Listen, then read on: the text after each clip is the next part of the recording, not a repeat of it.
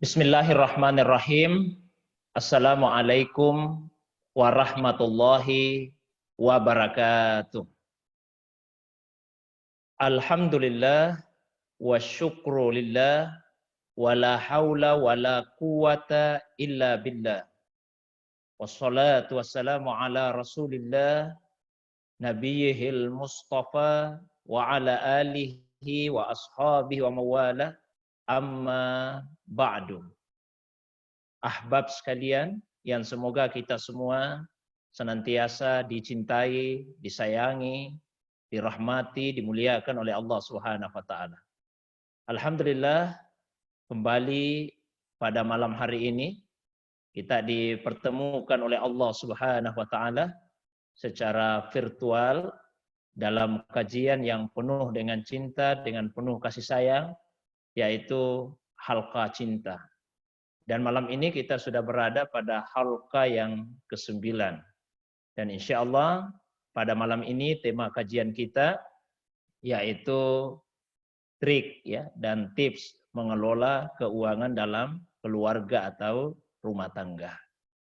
Sebelumnya saya mengajak kepada kita semua untuk senantiasa merendahkan diri kita di hadapan kemahabesaran Allah Subhanahu wa taala, memuji Allah Subhanahu wa taala atas segala limpahan nikmat dan karunia yang telah diberikan kepada kita semua. Nikmat keimanan dan nikmat kesehatan. Di saat banyak saudara-saudara kita, bahkan mungkin sahabat-sahabat kita, keluarga kita yang boleh jadi saat ini diuji oleh Allah Subhanahu wa taala dengan penyakit, ya secara khusus dengan penyakit COVID-19. Kita doakan saudara, keluarga, teman, sahabat kita yang diuji oleh Allah Subhanahu wa taala dengan penyakit tersebut dan penyakit yang lainnya, semoga diberikan kesabaran oleh Allah Subhanahu wa taala. Dan semoga penyakit tersebut segera diangkat oleh Allah Subhanahu wa taala dari tubuh mereka. Bahkan mudah-mudahan ya penyakit ini, wabah penyakit ini segera diangkat oleh Allah Subhanahu wa taala dari muka bumi ini. Dan sekalipun jika dengan irada Allah masih ada, maka mudah-mudahan kita semua selalu diberikan kesabaran, diberikan ketabahan dalam menghadapinya. Kemudian salawat dan juga salam semoga senantiasa Allah curahkan pada kekasih kita Rasulullah Muhammad sallallahu alaihi wasallam. Begitu pula kepada keluarga beliau, istri-istrinya, para sahabat dan juga pengikutnya yang senantiasa istiqamah menghidupkan sunnah Nabi sallallahu alaihi wasallam, yang selalu berusaha sungguh-sungguh untuk meneladani ya, Rasulullah sallallahu alaihi wasallam dalam seluruh aspek kehidupannya, termasuk dalam kehidupan berkeluarga. Nah, Rasulullah sallallahu alaihi wasallam pernah bersabda, khairukum li ahlihi wa ana khairukum li ahli. Yang terbaik di antara kalian adalah yang terbaik kepada keluarganya. Dan sayalah, kata Nabi, yang paling baik kepada keluarga saya. Jadi ada dua hal yang sangat penting yang Nabi sampaikan dalam sabdanya tadi. Yang pertama bahwa ternyata ukuran baik buruknya seseorang tidak hanya dilihat, tidak hanya dinilai pada saat ia berada di luar rumah, tapi juga dilihat dan dinilai pada saat ia berada di dalam rumah. Karena boleh jadi ada seseorang yang ketika ia berada di luar rumah terkesan sangat dermawan, berjiwa sosial, sering mentraktir teman-temannya, ya, dan seterusnya. Tapi ternyata di dalam rumah kikir terhadap pasangan hidupnya sendiri. Maka sesungguhnya yang paling baik itu adalah yang paling baik memperlakukan keluarganya. Nah, yang kedua yang Nabi sampaikan di dalam hadis tadi, bahwa beliaulah manusia yang paling baik memperlakukan keluarganya. Sehingga semestinya kita ini sebagai umat Rasulullah sallallahu alaihi wasallam senantiasa berusaha untuk mencontoh, meneladani beliau termasuk dalam persoalan keluarga tersebut, termasuk dalam hal pengelolaan keuangan keluarga. Baik tuntunan yang sifatnya tuntunan lisan dari Nabi ataupun praktek yang dijalankan oleh Nabi Shallallahu Alaihi Wasallam. Ahbab sekalian yang semoga dirahmati, dimuliakan oleh Allah SWT. Tadi ya saudara kita Andi Hairul telah menyampaikan dalam pengantar bahwa sangat banyak penyebab yang bisa menimbulkan masalah dalam keluarga. Nah, satu di antara penyebab munculnya masalah dalam keluarga itu berkaitan dengan masalah keuangan. Masalah ini bisa bersumber dari suami, bisa juga bersumber dari istri. Misalnya, yang bersumber dari suami, ketika suami kurang tanggung jawabnya dalam persoalan keuangan. Sehingga nafkah istri, nafkah anak-anak, nafkah keluarga, kemudian menjadi terbengkalai dan tidak tercukupi. Maka muncullah masalah keuangan. Atau bisa juga masalah itu berasal dari pihak istri. Ketika seorang istri tidak cakap atau tidak pandai dalam mengelola keuangan keluarga. Sebetulnya nafkah dari suami itu relatif, sudah memadai, sangat mencukupi. Tapi karena istri yang tidak pandai dalam mengelola keuangan keluarga, maka muncullah permasalahan. Nah, ini yang akan kita bahas sama-sama pada malam hari ini. Kita mulai dengan satu pertanyaan yang sederhana. Bagaimana sebetulnya pengaturan keuangan dalam keluarga itu? Karena ada beberapa model, beberapa tipe ya yang kerap kita temukan di masyarakat dalam hal pengaturan keuangan keluarga. Ada yang modelnya itu kita bahasakan ya seperti keranjang ya. Keranjang itu artinya menampung semuanya. Dalam arti seperti ini. Suami yang bekerja, ya, suami saja yang bekerja, lalu istri di rumah. Nah, tapi semua penghasilan suami itu ya untuk mereka berdua. Tanpa dibagi, siapa saja yang punya kebutuhan, punya keinginan, dengan bebas dia bisa mengambil. Ya, jadi suami bisa saja dalam bentuk uang tunai dia kumpulkan uangnya di satu wadah, atau dalam bentuk ATM misalnya, dan semua bebas untuk mengambil. Itu ada yang model seperti itu dalam pengaturan keuangan keluarganya. Ada juga yang model kedua mirip-mirip ya, cuma yang kedua ini dua-duanya bekerja. Kalau tadi yang pertama suaminya saja yang kerja. Kalau yang kedua dua-duanya bekerja. Suami bekerja, istri juga bekerja. Tapi penghasilan keduanya itu dicampur saja, tidak dipisah, ya, tidak dipisah. Sehingga tidak bisa lagi dibedakan yang mana uangnya suami, yang mana uangnya istri. Dan mereka berdua bebas untuk menggunakan uang tersebut sesuai dengan kebutuhan dan keinginan. Itu biasa juga kita jumpai di masyarakat. Nah, yang ketiga, ada yang berpegang kepada prinsip, dan ini kerap sekali, sering sekali kita dengar ungkapan yang mengatakan bahwa uangnya istri adalah uangnya istri. Akan tetapi uangnya suami itu juga uangnya istri. Kan biasa begitu di masyarakat. Jadi katanya kalau uang suami itu juga uangnya istri. Tapi kalau uangnya istri, itu uangnya istri saja, bukan uangnya suami. Benarkah pandangan seperti itu? Nah, sebelum kita jawab, kita harus melihat dulu sejarah bagaimana sebetulnya keadaan perempuan itu sebelum kedatangan Rasulullah Sallallahu Alaihi Wasallam, sebelum kedatangan Islam. Jadi pada awalnya perempuan di Arab sebelum kedatangan Nabi Sallallahu Alaihi Wasallam berada dalam suasana yang sangat direndahkan, ya, mereka sangat dihinakan. Jangankan misalnya untuk mendapatkan atau memperoleh harta sendiri atau mendapatkan warisan ketika orang tua, ketika saudaranya meninggal, bahkan mereka pun dijadikan sebagai harta warisan. Jadi ketika suaminya meninggal, maka dia dipindahkan kepada keluarga dari pihak suaminya tersebut. Jadi tidak ada sama sekali nilainya. Nah, Islam kemudian datang lalu memberikan hak-hak kepada perempuan sebagaimana hak kepada kaum laki-laki. Nah, Al-Quran menegaskan ya bahwasanya di antara mereka berdua itu ada hak yang setara. Nah, di dalam Al-Quran misalnya pada surah An-Nisa ayat 32. Ini ya, surah An-Nisa ayat 32. Kalau saya secara pribadi sangat menyukai ayat 32 surah An-Nisa ini.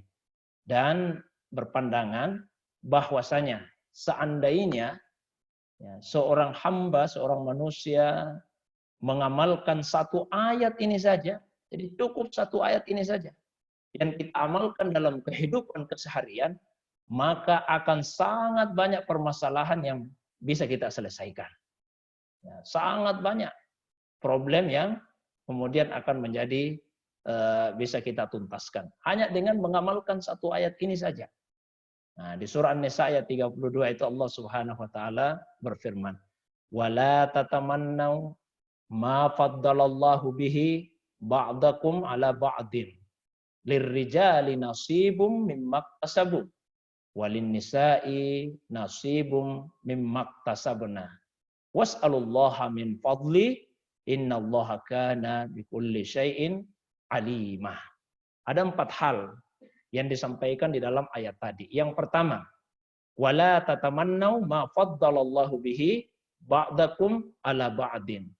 Dan janganlah sebagian di antara kalian itu merasa iri, ya, berangan-angan untuk mendapatkan kelebihan yang Allah telah karuniakan kepada sebagian di antara kalian atas sebagian yang lain.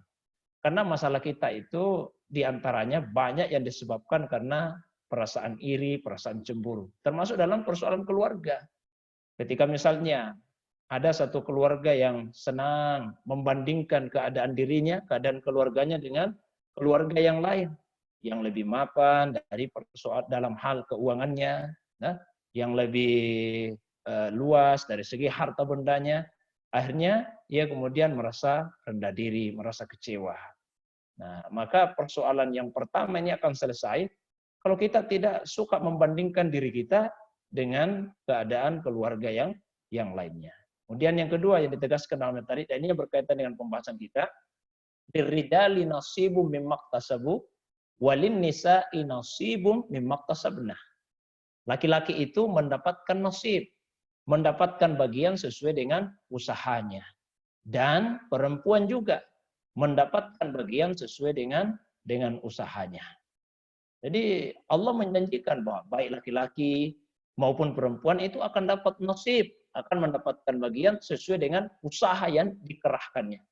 Jadi kalau ada yang ingin mendapatkan harta yang lapang, penghasilan yang banyak, maka kerahkan juga usaha yang maksimal.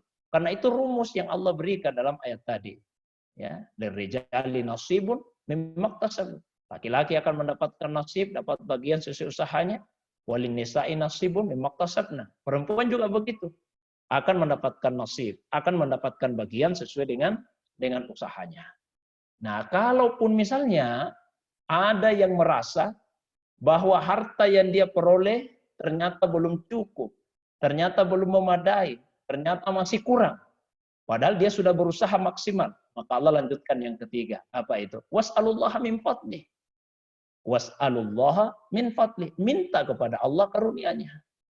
Ikhtiar sudah maksimal, penghasilan keluarga hanya sebegini saja, maka berdoalah kepada Allah Subhanahu wa taala. Dan yang paling penting yang keempat, bahwa Allah itu tidak akan pernah salah dalam memberi. Apa yang Allah Subhanahu wa taala berikan kepada manusia, termasuk dalam persoalan keuangan keluarga, itu sesuai dengan ilmunya Allah. Karena sesungguhnya Allah itu terhadap segala sesuatu maha mengetahui. Nah, yang ingin saya tekankan dalam ayat tadi, poin yang kedua, bahwa baik laki-laki ataupun perempuan akan mempunyai nasib, mempunyai bagian sesuai dengan usahanya. Jadi agama sudah memberikan pengakuan kepada kaum perempuan. Nah, dalam kaitannya hubungan suami istri, istri itu mempunyai 2 hak dari suaminya. Yang pertama yaitu hukukun maliyah, hak-hak yang berkaitan dengan harta. Dan yang kedua yaitu hukukun ghairu maliyah. Hak-hak yang sifatnya non-harta. Hak-hak yang sifatnya non-harta seperti diperlakukan dengan penuh kasih sayang. Ya, diperlakukan dengan cara yang ma'ruf. Itu hak-hak dari istri yang sifatnya non-harta. Kalau hak yang sifatnya harta, dalam arti menjadi kewajiban suami, paling tidak ada dua. Yang pertama yaitu mahar, dan yang kedua yaitu nafkah. Nah, itu hak yang berkaitan dengan harta. Hak istri. Berarti kewajibannya suami. Mahar, lalu kemudian yang kedua yaitu nafkah. Nah, kalau mahar, itu Allah Subhanahu wa taala perintahkan di surah An-Nisa ayat yang keempat. Allah Subhanahu wa taala berfirman, "Wa atun nisaa saduqatihinna nihla." Wa atun nisaa saduqatihinna nihla. Dan berikanlah kepada mereka, yaitu istri-istrimu, saduqatihinna, mahar-mahar mereka, nihla, dan pemberian itu dengan penuh kerelaan hati. Jadi seorang laki-laki ketika ia berkehendak untuk menikahi seorang perempuan, maka untuk menunjukkan kesungguhannya dalam hal siap untuk bertanggung jawab dalam persoalan nafkah, maka itu ditandai dengan pemberian mahar. Dan mahar itu diberikan dengan nihlah, dengan penuh kerelaan hati, bukan dengan keterpaksaan. Nah, yang kedua, hak istri yang berkaitan dengan harta dan menjadi kewajiban suami yaitu nafkah. Di dalam Al-Quran pada surah At-Talaq, Allah Subhanahu wa taala berfirman, liyunfik zu sa'atin min sa'atihi. Kalau ada seorang laki-laki yang punya penghasilan yang lapang, maka hendaklah ia memberikan nafkah yang lapang juga kepada istrinya. Wa man qudira alaihi rizqu. Tapi bagi suami yang qudira alaihi rizqu, disempitkan rezekinya oleh Allah Subhanahu wa taala, karena tidak semua manusia itu mempunyai penghasilan yang sama banyaknya, yang sama lapangnya. Maka Allah memberikan tuntunan, kalau penghasilanmu banyak, besar, lapang, berikan juga nafkah yang banyak kepada istri. Tapi sebaliknya, jika rezekimu disempitkan oleh Allah SWT, falyumfik mimma atahullah. Tetap nafkahi istrimu. Ya, tetap nafkahi istrimu. Sesuai dengan apa yang telah Allah Subhanahu wa taala berikan pada surah At-Talaq ayat 7. Jadi ayat ini memerintahkan kepada suami untuk memberikan nafkah maliyah, nafkah harta kepada istrinya. Maka sekalipun istri bekerja, ya, sekalipun istri itu bekerja, ya, bahkan meskipun gajinya lebih besar daripada gaji suami, sama sekali tidak menggugurkan kewajiban suami untuk menafkahi istrinya. Tetap dia wajib untuk menafkahi istrinya. Nah, itu prinsipnya. Bahkan sebagian ulama kita berpandangan kalau nafkah itu, nafkah istri, tidak sama dengan apa yang saat ini kita pahami dengan uang belanja. Tidak sama persis. Kalau nafkah istri itu ya betul-betul kebutuhan istri. Kalau uang belanja sehari-hari ya masuklah misalnya uang pembayaran listrik, pembayaran sekolahnya anak-anak, ya begitu juga tagihan-tagihan yang lain, mungkin tagihan telepon, ya, tagihan wifi dan sebagainya, pembayaran-pembayaran. Tapi kalau nafkah istri itu yang semata-mata kebutuhan atau keinginannya istri. Dan tentu namanya perempuan, watak dasarnya itu suka akan keindahan-keindahan. Suka kepada perhiasan, ya, baju-baju yang cantik dan sebagainya. Maka berikanlah kepada istri kita nafkah untuk memenuhi kebutuhan dan keinginannya itu. Jadi tidak hanya sekedar uang belanja saja untuk dikonsumsi sehari-hari, tapi juga yang semata-mata kebutuhan pribadi istri. Nah, itu ada hak istri di dalamnya. Nah, dan itulah yang menjadi salah satu alasan mengapa laki-laki itu dijadikan sebagai qawwam, ya, sebagai pemimpin atau sebagai pengatur terhadap istrinya. Ada dua alasan yang disebut oleh Allah di surah An-Nisa ayat 34. Allah SWT berfirman, "Ar-rijalu qawwamuna 'alan nisa." Laki-laki itu maksudnya suami adalah pemimpin bagi istrinya. Disebabkan dua alasan. Satu, bima faddalallahu ba'dahum 'ala ba'din. Karena Allah telah memberikan kelebihan kepada sebagian laki-laki atas sebagian yang lain. Kelebihan yang dimaksud di sini dipahami oleh sebagian ulama kita paling tidak ada dua hal. Satu, kelebihan dari segi penggunaan rasio, penggunaan akal. Ya, meskipun boleh jadi ada perempuan yang lebih banyak menggunakan akalnya daripada laki-laki, tapi pada umumnya laki-laki itu lebih banyak menggunakan akal dibandingkan perasaannya. Beda dengan perempuan, perempuan itu lebih sering menggunakan rasionya, menggunakan rasanya daripada rasionya, daripada akalnya. Nah, yang kedua, kelebihan dari segi fisik. Boleh jadi ada perempuan, ada istri yang fisiknya lebih kuat daripada fisik suaminya. Tapi rata-rata ya pada umumnya laki-laki atau suami itu yang lebih kuat secara fisik dibandingkan dengan istri. Nah, itu penting nanti untuk kepentingan memberikan perlindungan dan ketenangan kepada pasangan hidup. Alasan yang kedua yang disebut di surah An-Nisa ayat 34 tadi, yaitu wabima anfaqu min amwalihim. Dan disebabkan mereka, yaitu para suami, telah menginfakkan sebagian hartanya. Nah, diperhatikan di ayat tadi, min amwalim, sebagian hartanya. Jadi tidak ada juga perintah di dalam Al-Quran, misalnya, suami itu harus memberikan semua hartanya kepada istri. Maka ketika dikatakan, kembali kepada pertanyaan awal tadi, ketika dikatakan bahwa benarkah pernyataan bahwa uangnya suami itu uangnya istri, pernyataan ini tidak sepenuhnya benar. Karena seakan-akan suami itu ya menjadi tidak punya harta apa-apa. Semua uangnya, semua penghasilannya mesti diserahkan kepada istri. Tidak seperti itu dalam agama. Yang terpenting itu adalah suami, dia menafkahi istrinya sesuai dengan apa yang menjadi kebutuhan istri. Nanti kita akan lihat kebutuhan istri seperti apa. Nah, tapi tidak mutlak semuanya diserahkan kepada istrinya. Nah, tapi kalau untuk penggalan yang kedua, uang istri itu benar. Ya, karena tidak ada kewajiban istri untuk menafkahi suaminya. Suamilah yang berkewajiban untuk menafkahi istrinya. Jadi saya ulangi, bahwa pernyataan bahwa uangnya suami itu uangnya istri tidak sepenuhnya benar. Hanya sebagian dari harta dari uang suami itu yang wajib untuk diberikan kepada istri. Ya, jadi jangan menuntut dari suami supaya semua penghasilannya istrinya yang memegangnya. Tidak ada apa-apa yang dipegang oleh suaminya. Ahbab sekalian yang semoga dirahmati oleh Allah SWT. Kita masuk pada hal-hal yang lebih prinsipil lagi tentang pengelolaan keuangan ini.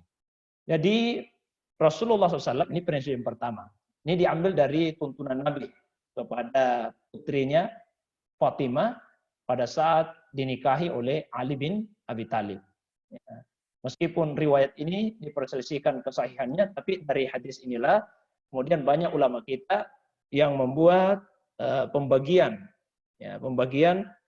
pekerjaan antara suami dan istri. Jadi disebutkan di dalam sebuah riwayat, fa inna Rasulullah sallallahu alaihi wasallam qada ala ibnatihi Fatimah bi khidmatil bait wa Ali ma kana kharijan minal baiti min amal. Sesungguhnya Rasulullah sallallahu alaihi wasallam telah menetapkan kepada putrinya Fatimah khidmatil bait, untuk berkhidmat di rumah, ya, untuk mengurusi rumah.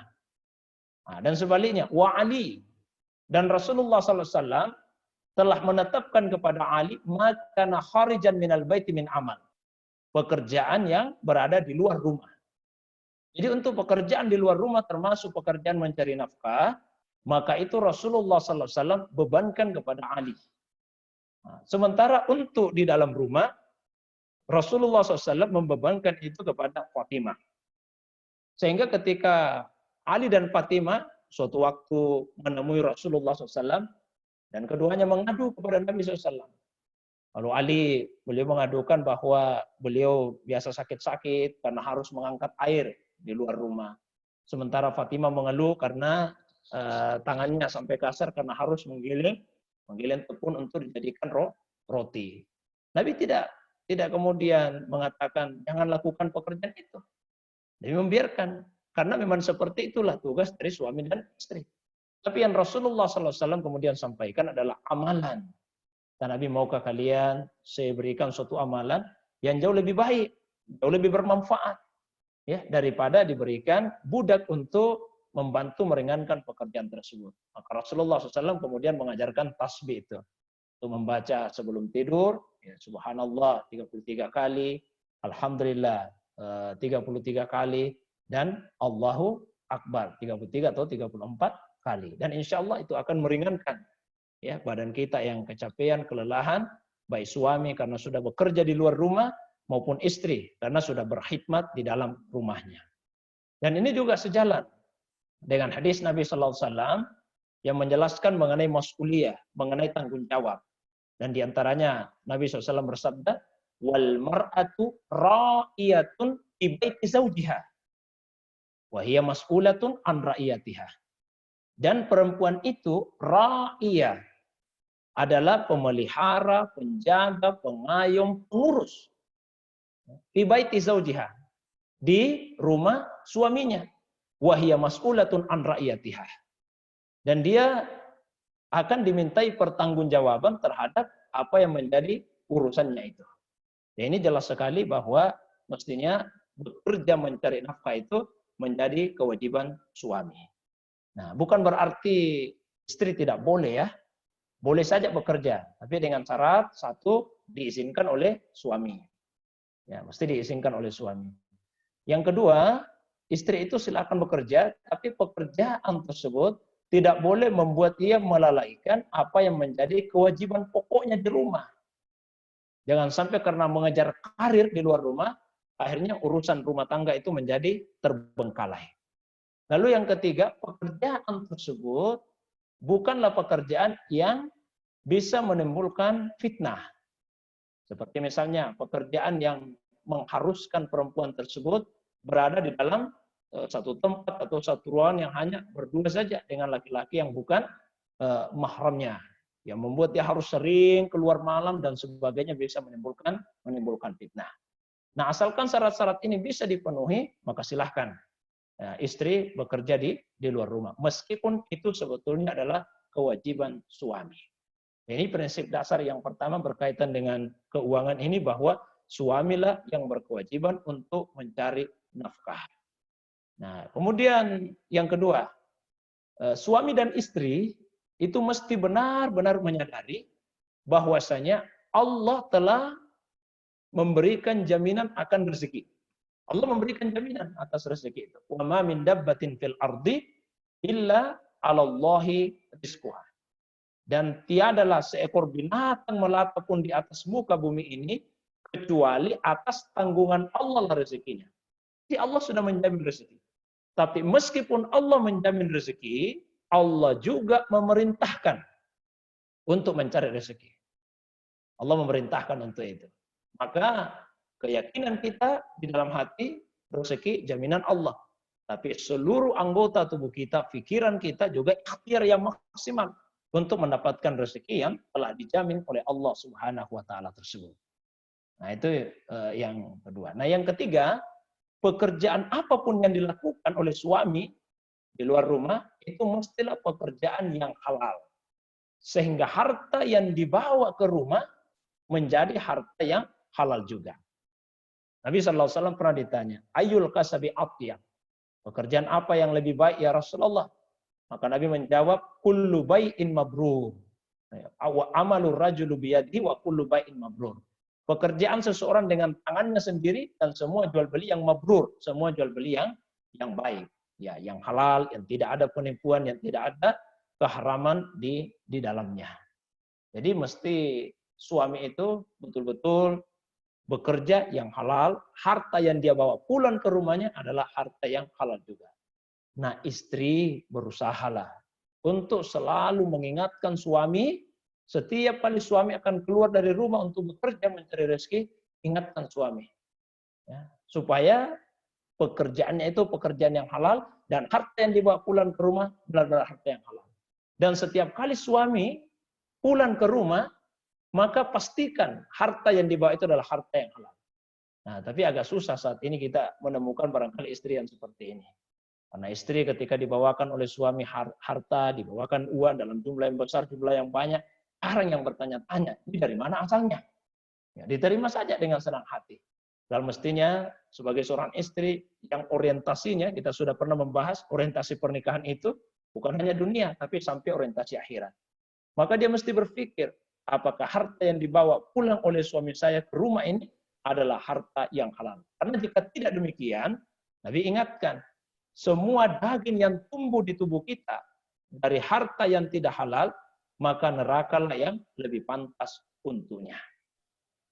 Maka jangan terlalu terpukau, terlalu terpesona oleh besarannya penghasilan, oleh banyaknya harta. Tapi mestinya kita lebih melihat kepada keberkahannya. Sehingga doa yang sering dibaca dalam kehidupan keseharian kan begini bunyinya. Allahumma inna nas'aluka salamatan fid din wa afiatan fil jasad wa ziyadatan fil ilmi wa barakatan fir rizki. Ya Allah, kami meminta kepadamu salamatan fid din, keselamatan dalam agama. Ya. Wa afiatan fil jasad, afiat pada tubuh. Wa ziyadatan fil ilmi, pertambahan pada ilmu. Wa barakatan fir rizki, dan keberkahan pada rezeki. Jadi diperhatikan. Yang diminta kepada Allah bukan banyaknya, tapi yang diminta apa? Barakatan, keberkahannya. Apa itu berkah? Berkah itu adalah ayyu'tiya syai' aktsara mimma huwa mutawakka. Sesuatu yang bisa memberi lebih dari apa yang diharapkan. Saya kasih contoh yang sederhana. Misalnya ini ada air 1 gelas. Ini air satu gelas. Kalau ukuran yang normal, ukuran yang sederhana, ukuran yang biasa, hanya 1 orang saja yang minum air 1 gelas ini dan hilang rasa hausnya. Tapi kalau misalnya ada 50, ada 60 orang yang meminum air yang terdapat dalam 1 gelas ini, dan semuanya hilang rasa hausnya, maka air ini adalah air yang berberkah. Ini air yang berberkah. Karena dia telah memberi lebih daripada apa yang biasanya. Nah, seperti itulah rezeki. Rezeki itu yang dicari bukan banyaknya, tapi berkahnya. Saya ceritakan satu kisah yang pernah dialami oleh Imam Asy-Syafi'i rahimahullahu ta'ala anhu. Suatu hari ada seseorang yang datang menemui beliau dan mengeluhkan keadaan dirinya. Ya Imam, ya, saya ini seorang pekerja. Penghasilan saya 5 dirham. Tapi dari penghasilan tersebut sama sekali tidak mencukupi kebutuhan saya. Imam Syafi'i kemudian bertanya, apakah pekerjaanmu? Lalu dia jawab, pekerjaan saya menjaga gudang. Kira-kira apa solusinya ya Imam? Supaya kebutuhan saya bisa terpenuhi.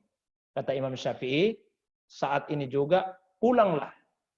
Pulanglah ke tempat kerjamu dan minta kepada atasanmu supaya gajimu dikurangi. Jadi 4 dinar saja. Pulanglah orang tadi. Kembali kepada atasannya, lalu minta supaya gajinya dikurangi jadi 4 dinar. Beberapa hari kemudian, datang lagi menghadap kepada Imam Syafi'i. Mengeluhkan hal yang sama. Ya Imam, saya sudah meminta kepada atasan saya supaya gaji saya dikurangi. Dan sekarang sudah 4 dirham. Tapi ternyata itu pun juga belum mencukupi kebutuhan saya.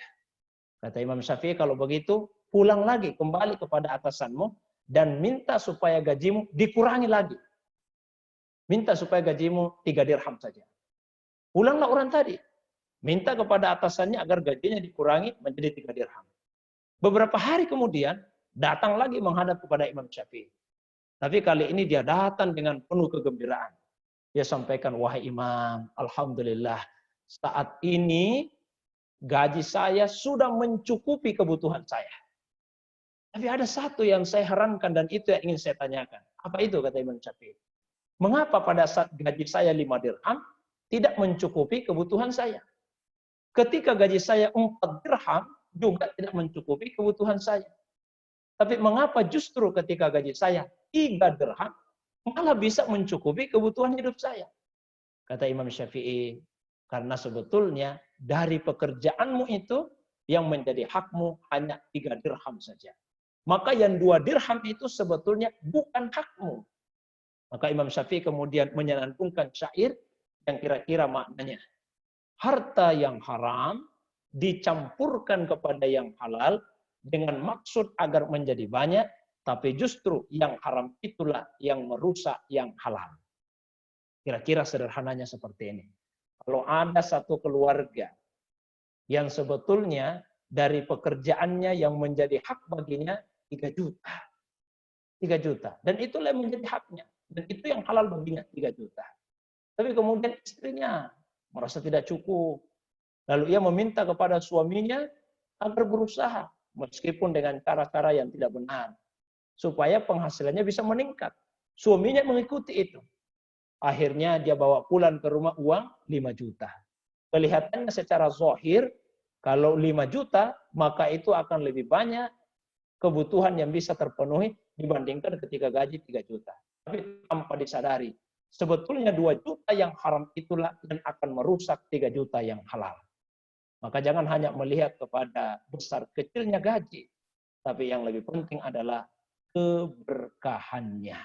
Keberkahan tadi dalam arti sesuatu yang bisa memberi lebih daripada apa yang menjadi biasanya. Ahbab sekalian yang semoga dirahmati, dimuliakan oleh Allah Subhanahu wa taala. Kemudian prinsip dasar yang keempat, bahwa suami istri itu mestinya menjalani kehidupan rumah tangga secara hemat. Bukan kikir ya, hemat. Hemat itu antara tidak boros dan tidak kikir.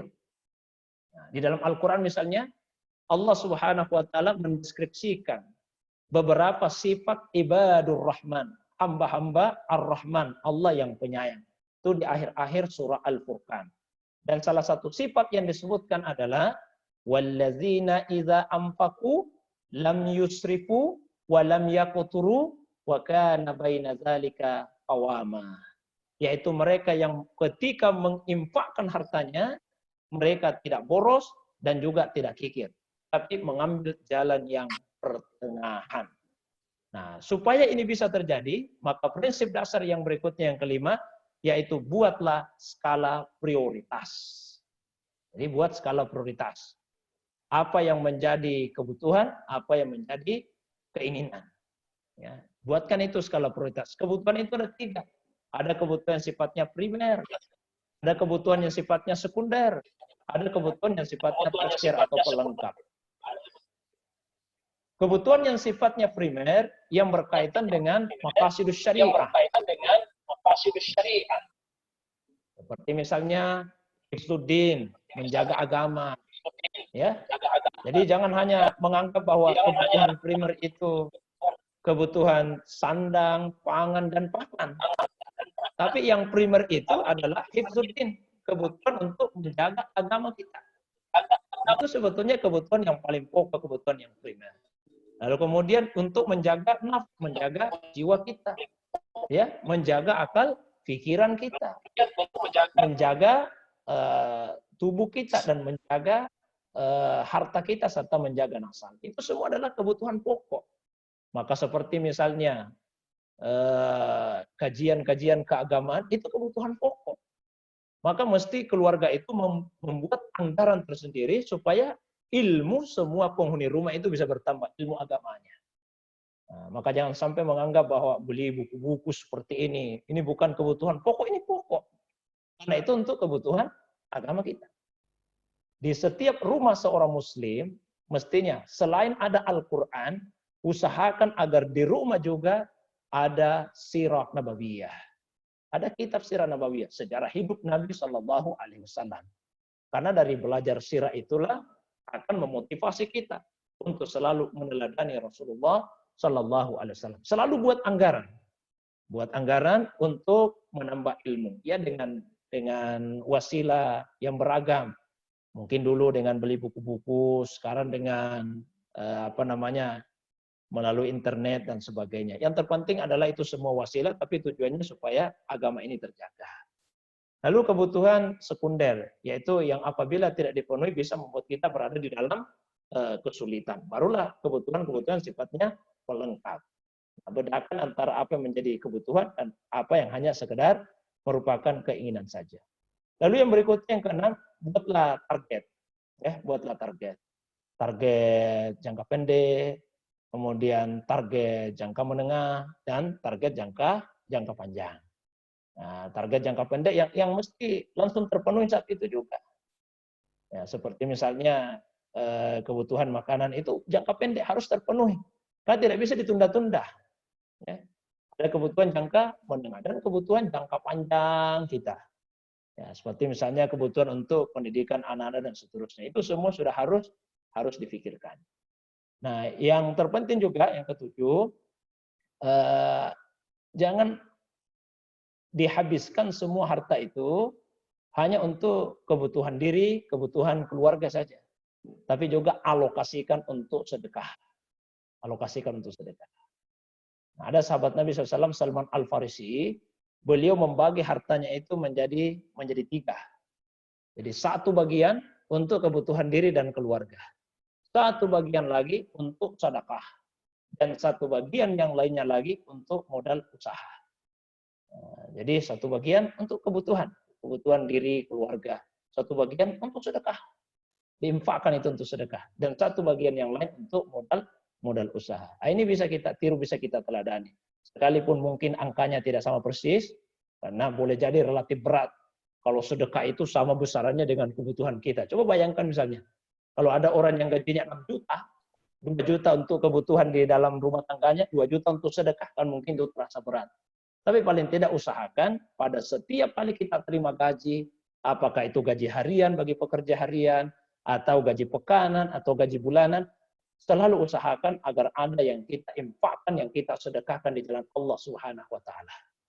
Ya, kalau tidak bisa sampai sepertiga dari harta yang kita miliki, ya maka paling tidak kita mengacu kepada ukuran zakat, ya 2,5%. Selalu kita keluarkan itu setiap kali mendapatkan gaji atau penghasilan-penghasilan yang lainnya. Pada akhirnya, ahbab sekalian yang semoga dirahmati, dimuliakan oleh Allah SWT, di dalam keluarga, persoalan apapun itu termasuk persoalan keuangan, mestinya dibicarakan dengan baik dalam prinsip antasyawur, ya, prinsip musyawarah, ada kesepakatan. Jangan ada yang hal-hal yang disembunyikan berkaitan dengan keuangan ini. Jangan sampai terjadi misalnya suami karena takut sama istri, sebagian uangnya disembunyikan. Atau istri misalnya ya karena segan sama suami, sebagian uangnya disembunyikan. Padahal sebetulnya niatnya baik, mungkin ingin membantu orang tua dan seterusnya. Ya, maka bicarakanlah itu dengan penuh transparansi, keterbukaan, dan pada prinsip tasyawur atau musyawarah.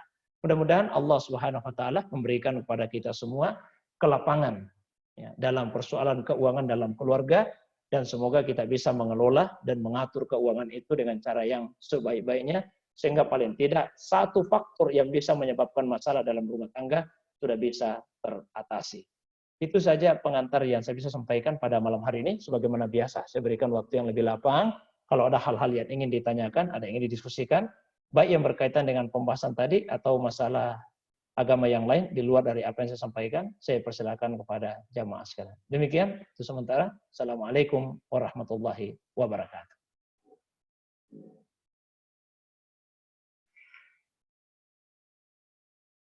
Waalaikumsalam warahmatullahi wabarakatuh. Alhamdulillah, jazakallah khair Ustaz. Materinya yang sangat mencerahkan pada kesempatan kali ini. Nah, itulah tadi ahbab sekalian, materi yang sangat berisi ya, yang biasanya disebut oleh orang-orang kan materinya ini Ustaz daging semua ya. Kalau biasa di training bisnis biasanya ilmu daging. Nah, kalau yang dibahas oleh Ustadz pada kesempatan ini juga pun demikian. Nah, saya sempat mencatat beberapa poin-poin inti ya. Nah, sambil teman-teman ahbab sekalian barangkali ingin mengajukan pertanyaan, silahkan lewat chat. Chatnya kalau ingin chat secara privat ya chatnya ke super admin, jangan ke Andi Herul karena agak susah saya baca. Jadi beberapa catatan saya nih ahbab sekalian yang sempat saya catat, yaitu suami wajib menafkahi istri bagaimanapun kondisinya ya, apakah meskipun penghasilan istri lebih tinggi atau gimana, tetapi suami tetap berkewajiban menafkahi istri. Kemudian suami berkewajiban mencari nafkah dengan cara yang halal. Dengan dia bawa pulang ke rumah itu harus harta yang halal. Kemudian juga tidak boleh boros dalam pengeluaran rumah tangga. Dan juga tidak kikir, jadi beda ya.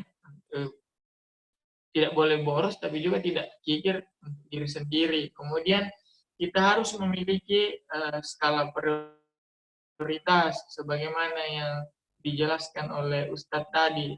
Ada kebutuhan primer, ada kebutuhan sekunder. Nah, ini barangkali sering kita dengar. Nah, akan tetapi kebutuhan primer yang sering kita dengarkan mungkin di mata kuliah atau di sekolah disebutkan bahwa sandan, papan, dan pangan. Nah, ternyata Ustadz sampaikan tadi, bahkan sakopa pun ilmu-ilmu juga itu termasuk kebutuhan primer. Nah, kemudian jangan habiskan harta-harta kita itu hanya untuk kebutuhan pribadi kita dan keluarga. Sebisa mungkin dialokasikan beberapa bagian harta kita itu untuk disedekahkan ke sesama kita atau ke jalan Allah. Kemudian persoalan apapun itu yang terjadi di dalam rumah tangga kita harus dibicarakan atau dimusyawarahkan. Jadi seperti itu. Nah, silahkan Ahbab sekalian, jika ada yang ingin bertanya, langsung, silahkan raise hand. Kemudian admin akan membuka audionya, atau ingin bertanya via chat, silahkan chat langsung. Bisa, kalau pertanyaannya mau privat, chat secara privat ke super admin.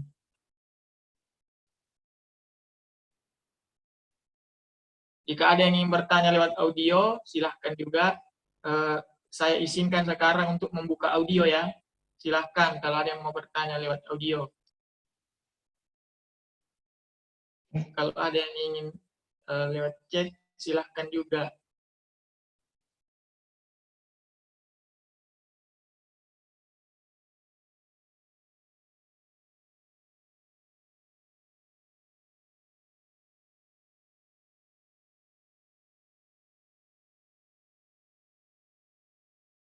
Ada di room chat, Andi Harold yang bertanya. Oh iya Ustaz. Ini Ustaz, ada 3 pertanyaan Ustaz yang masuk di chat nih. Iya, iya, silahkan. Dari saudara Sultan Alauddin. Ya. Yang pertama Ustaz, bagaimana pandangan dalam Islam di mana istri yang kerja mencari nafkah sementara suami yang tinggal di rumah mengurus rumah tangga? Kemudian yang kedua, sebaiknya pengelolaan keuangan sepenuhnya diserahkan ke istri, ataukah yang penting kasih nafkah yang cukup saja kepada keluarga atau istri? Kemudian yang ketiga Ustaz, adakah doa yang sesuai syariat supaya kita memiliki harta berkah dan terhindar dari utang? Wah, 4 nih dari satu orang yang sama Ustaz. Apakah mertua itu wajib kita nafkahi pada saat dia sudah tidak punya penghasilan atau sudah tua? Tafadhal Ustaz. Baik. Yang pertama ya, pengaturan di dalam Islam itu, ya, pengaturan dalam Islam bahwa yang wajib untuk bekerja dan mencari nafkah adalah suami. Ya, sementara istri tugasnya adalah sebagai Rabbatul Bait, pengelola atau berkhidmat di dalam rumah. Itu pengaturan di dalam agama seperti itu. Nah, lalu bagaimana jika istri yang bekerja sementara suaminya tinggal di rumah? Kita lihat dulu penyebabnya apa. Ya, kalau misalnya suami itu terhalang, dia tidak bisa bekerja di luar rumah karena satu sebab tertentu. Misalnya karena kondisi kesehatan yang tidak memungkinkan dia untuk bekerja, ya, mencari nafkah. Maka istrinya yang kemudian mengambil alih untuk itu. Maka itu boleh-boleh saja dan suami tidak berdosa. Nah, akan tetapi sekali lagi bahwa istri itu bekerja harus memperhatikan. Satu, memang ada izin suami. Yang kedua, tidak kemudian mengabaikan kewajiban di rumah. Nah, kalau suami bisa menghandle kewajiban yang ditinggalkan oleh istri itu, ya silahkan. Lalu kemudian yang ketiga, ini sangat penting juga, bahwa pekerjaan itu tidak menimbulkan fitnah. Ya, tidak menimbulkan persoalan ya, yang merusak kehormatan diri, kesucian dan kemuliaan perempuan tersebut. Nah, jika seperti itu adanya, nah, boleh. Bukan berarti persoalan pembagian ini juga sifatnya kaku, tidak. Jadi sekalipun yang berkhidmat di rumah itu adalah istri, tapi suami seyogianya berusaha untuk meringankan pekerjaan istri. Seperti itu yang dicontohkan oleh Rasulullah Shallallahu Alaihi Wasallam, seperti yang diceritakan oleh Aisyah. Lalu kemudian dibahasakan dengan indah dalam kitab Barzanji. Diceritakan bahwa Nabi itu seperti ini. Wa kana sallallahu alaihi wasallam syadidal haya'i wat tawadu yahsifu na'la wa yarka'u thawba wa yahlubu syata wa yasiru fi hikmati ahlihi bisiratin sariyah. Nabi itu adalah seorang hamba yang sangat pemalu dan tawadu, rendah hati. Beliau tidak mau sama sekali menyusahkan istrinya. Sehingga karena tidak mau menyusahkan istrinya, maka apabila tali sandalnya putus, yaksifunala, beliau sendiri yang menyambung tali sandal itu. Jika pakaiannya robek, wayarka'u saubah, beliau sendiri yang menjahit. Wayahlubu syata, jika beliau ingin minum susu, maka beliau sendiri yang memerah. Dan beliau membantu istrinya tanpa pernah berkeluh kesah. Nah, begitu juga kalau misalnya istri mau bekerja untuk membantu suami, silahkan. Ya, jadi bukan berarti ini kaku, kemudian masing-masing pihak tidak boleh untuk membantu yang lainnya. Boleh saja seperti itu. Ya, kemudian yang kedua, pengelolaan keuangan apakah sepenuhnya diserahkan ke istri? Ini tergantung kesepakatan saja. Tapi yang ingin saya tekankan adalah mestinya diperjelas yang mana harta suami, yang mana harta istri. Ini hartanya suami, harta istri. Suami boleh saja menyerahkan pengelolaan keuangan itu termasuk uangnya sendiri kepada istri. Apalagi jika suami merasa bahwa ia tidak terlalu mampu untuk memanage, untuk mengatur keuangannya. Karena kalau uang misalnya dia pegang sendiri, cenderung dia relatif boros. Silahkan ke istri. Sebaliknya juga begitu. Kalau ternyata seorang suami merasa, ini keuangan keluarga kok sepertinya terlalu boros, lalu istri saya yang memegang uangnya, yang mengelolanya, maka dia boleh untuk menarik kembali pemberian itu. Tapi tetap kebutuhan istri itu dipenuhi. Ya, yang selebihnya silahkan dikelola oleh suami. Ya, ini tergantung kesepakatan saya dan dilihat yang mana yang lebih baik. Tapi yang terpenting tadi prinsipnya adalah bahwa satu, tidak semua uang suami harus diserahkan ke istri. Nah, semua uang suami harus diserahkan ke istri. Yang kedua, kalaupun suami yang akan mengelola keuangan keluarga, tetap penuhi apa yang menjadi kebutuhan dari istri tersebut. Nah, itu untuk pertanyaan yang kedua. Kemudian pertanyaan yang ketiga, lainnya. Adakah doa-doa yang sesuai syariat supaya kita memiliki harta yang berkah dan terhindar dari utang? Ya, kalau untuk harta yang berkah seperti yang saya sebutkan tadi, Allahumma inna nas'aluka salamatan fid din wa afiatan fil jasad wa ziyadatan fil ilmi wa barakatan rizki. Ya Allah, kami mohon kepadamu keselamatan dalam agama, afiat pada tubuh, pertambahan pada ilmu dan keberkahan pada rezeki. Bisa juga ada satu doa yang sering dibaca oleh Nabi setelah beliau selesai salat subuh. Ini beliau sering baca ketika selesai salat subuh. Yaitu doa yang berbunyi, Allahumma inna nas'aluka ilman nafi'ah wa amalan mutaqabbala wa rizqan wasi'ah. Ya Allah, kami mohon kepadamu ilman nafi'ah, ilmu yang bermanfaat, wa rizqan wasi'ah, rezeki yang luas, wa amalan mutaqabbalah, dan amal yang diterima. Tiga itu, ilman nafi'ah, kemudian rizqan wasi'ah, rezeki yang luas, lalu amalan mutaqabbalah, amal yang diterima di sisi Allah Subhanahu wa taala. Kemudian yang ketiga, ini juga biasa dibaca Nabi di dalam wudu. Jadi kalau seseorang itu berwudu, ada doa yang disunnahkan dibaca di dalam wudunya. Di dalam wudu. Boleh pada saat basuh wajah, basuh tangan, usap kepala, atau basuh kaki. Karena Abu Musa al-Asy'ari hanya melaporkan, meriwayatkan, beliau mendengar Nabi membaca doa ini ketika Nabi berwudu. Doanya berbunyi, Allahumma ghafirli dzambi wa wassi'li fi dari wa barik li fi rizki.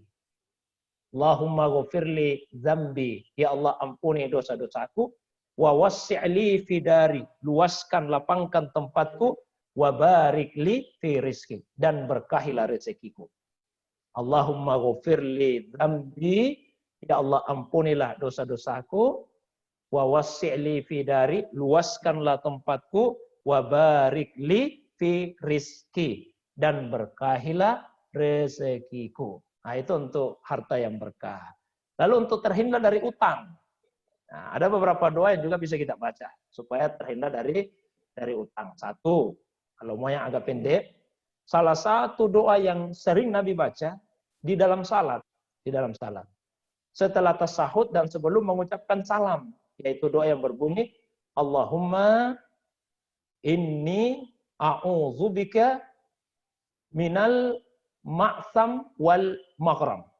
Allahumma inni a'udzubika minal ma'sam wal maghram. Ya Allah, saya berlindung kepadamu dari dosa dan utang.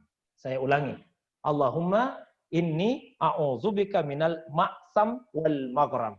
Ya Allah, saya berlindung kepadamu dari dosa dan utang. Ya, mengapa dua hal ini sering digandengkan oleh Nabi? Perlu dijelaskan. Orang itu kalau sudah berutang, sering bicara lalu dia dusta, sering berjanji lalu dia tidak tepati. Kalau orang sudah dililit utang, sering sekali seperti itu.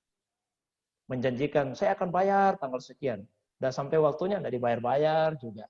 Sering berdusta, saya tidak punya uang, padahal sebetulnya ada uangnya. Makanya Nabi sering gandengkan antara dosa dengan dibacalah itu. Kalau mau agak panjang sedikit, ini ada kisahnya.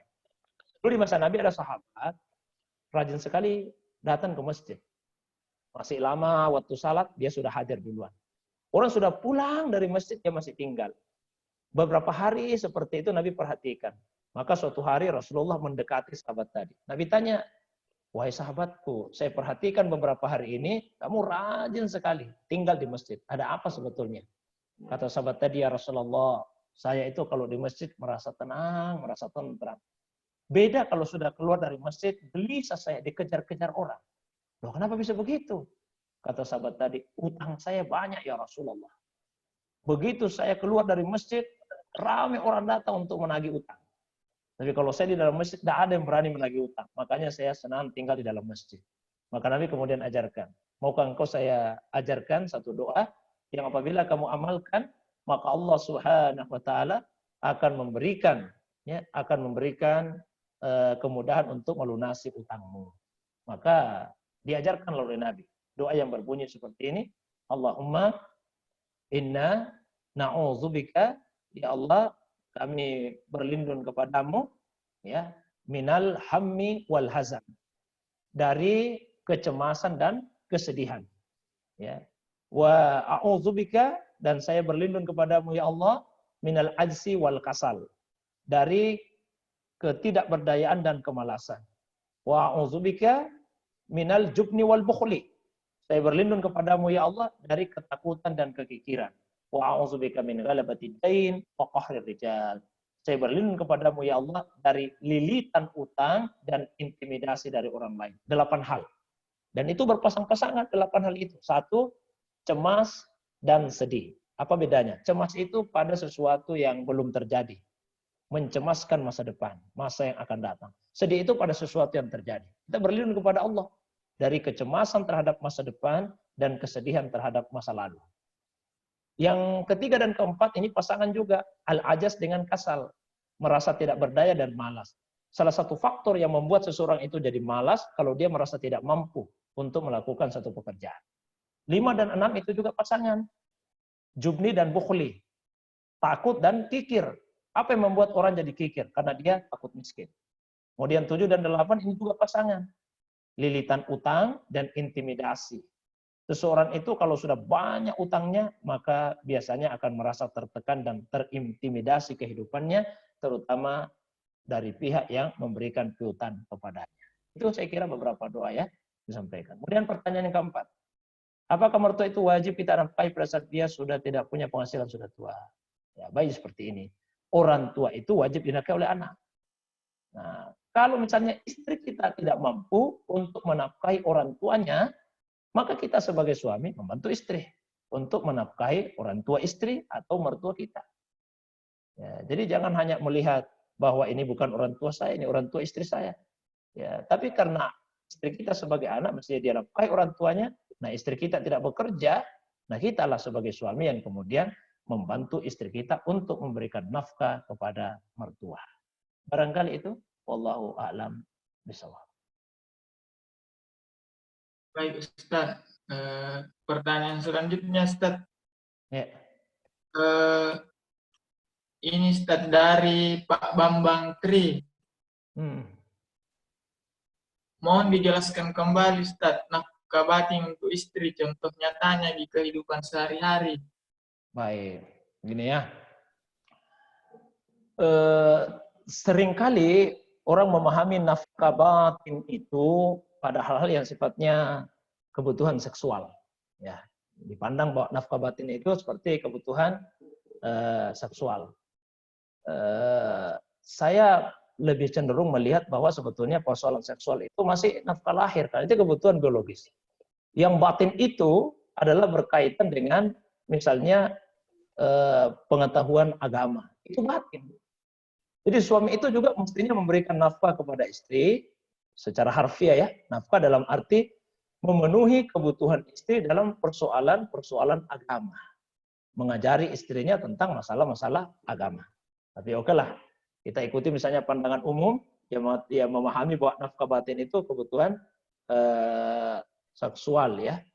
Nah, kita sudah pernah membahas bahwa ketika di masa Umar bin Khattab jadi khalifah, kan beliau pernah mengirim itu.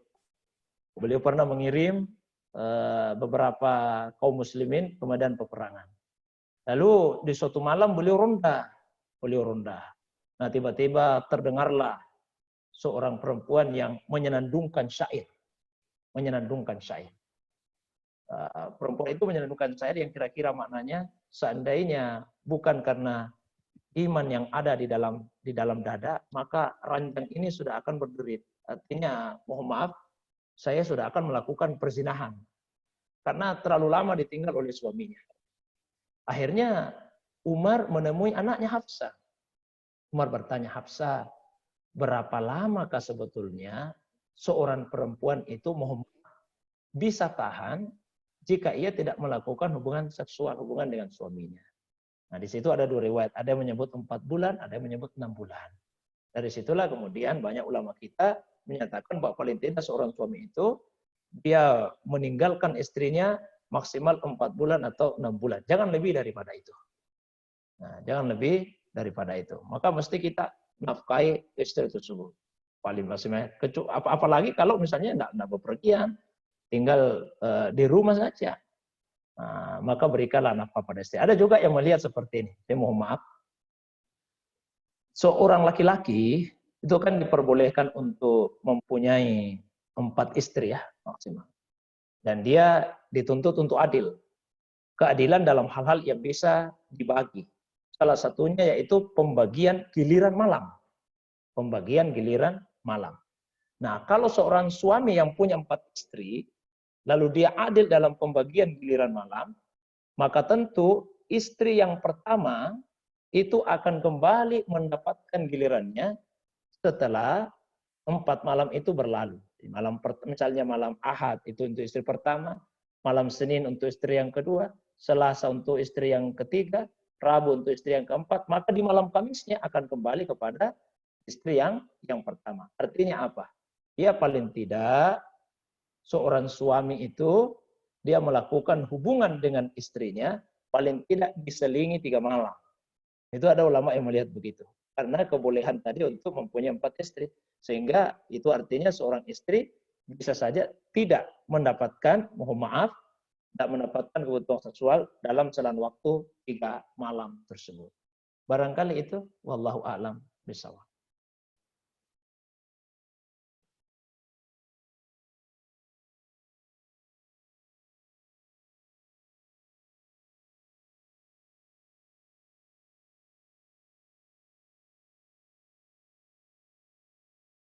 Unmute ki Dirul. Unmute ki Hairul. Hairul suaranya tidak kedengaran. Suaranya tidak kedengaran kita. Afwan Ustaz, Ya, silakan. Iya. Ustaz, Afwan, Ana mau bertanya sebelumnya jazakallahu khair atas ilmunya. Semoga Allah selalu menjaga Ustaz dan tim dakwah dari segala mara bahaya. Amin ya rabbal Jadi alamin. begini Ustaz, bagaimana jika ada seorang anak perempuan, dia anak pertama dalam keluarga dan dia ingin membantu orang tua dalam membiayai sekolah adiknya. Saat ini dia belum menikah. Namun satu sisi jika sudah menikah kelak, bekerja itu kan hukumnya tidak wajib bagi perempuan. Jadi bagaimana baiknya Ustaz? Ya. Jadi kalau misalnya ada laki-laki yang punya keinginan untuk melamar, ya sampaikanlah kondisinya.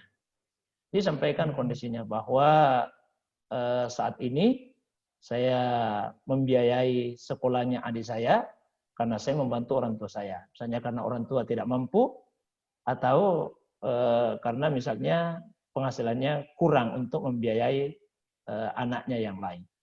Nah, kalau suami misalnya calon suami itu bisa memahami, enggak apa-apa. Nanti saya yang bantu untuk biaya sekolah adikmu. Ya silahkan. Ya, sehingga dua hal itu bisa terpenuhi.